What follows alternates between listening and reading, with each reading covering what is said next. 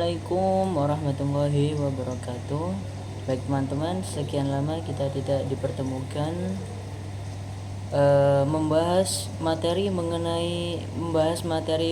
pengantar studi Islam. Jadi kita lanjut lagi pembahasan di bab yang ke-8. Iya, insya Allah ke-8 ya teman-teman ya. Bab ke-8 yang mana di sana kita akan melanjutkan materi dari pembahasan yang kemarin ya teman-teman. Baik, dan adapun materi yang kita bahas kali ini yaitu pertama mengenai metode ijtihad klasik dan kontemporer. Terus ada juga relevansi ijtihad dan menjawab masalah modern. Ada 2 materi teman-teman. Tapi alangkah baiknya pertama-tama kita mengetahui dulu ijtihad itu apa gitu ya.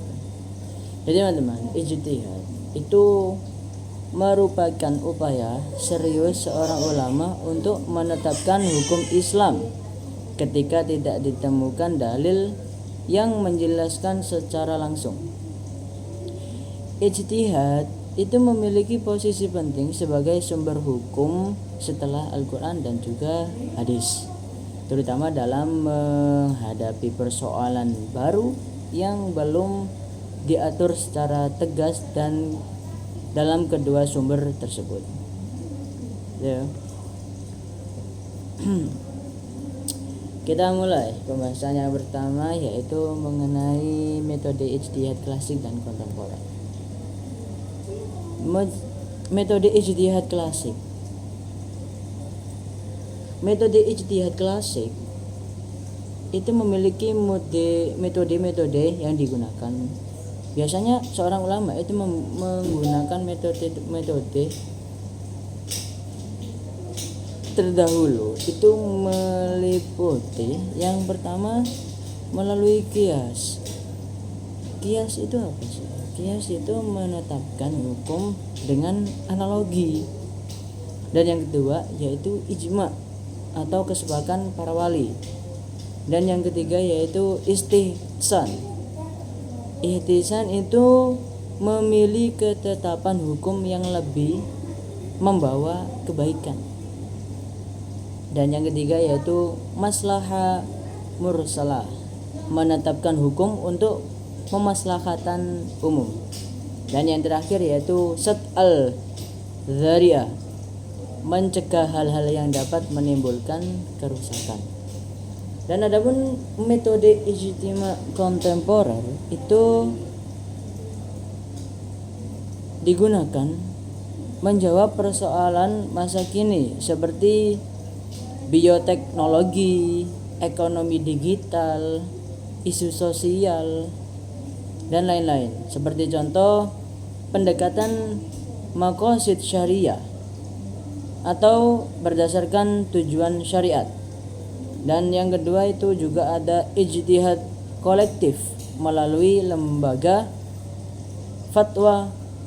Dan yang ketiga itu ada pendekatan multidisipliner yang memadukan ilmu agama dan juga sains.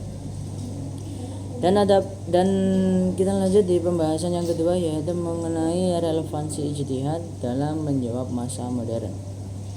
Jadi ijtihad itu sangat diperlukan untuk merespon persoalan baru yang tidak ada pada masa klasik, yang tidak ada pada masa lalu ya.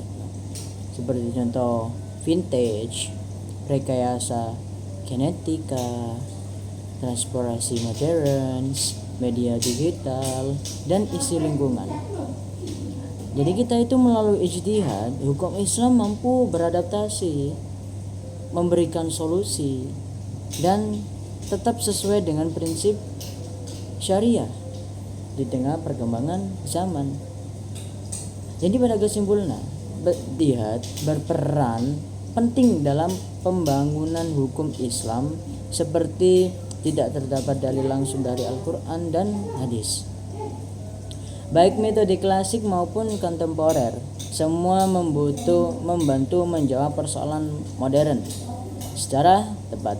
Dengan adanya ijtihad, ajaran Islam itu tetap relevan, fleksibel, dan mampu menjadi pedoman bagi umat dalam perubahan kehidupan. Ya teman, untuk pembahasan di bab ke-8 ini saya pamit undur diri. Assalamualaikum warahmatullahi wabarakatuh.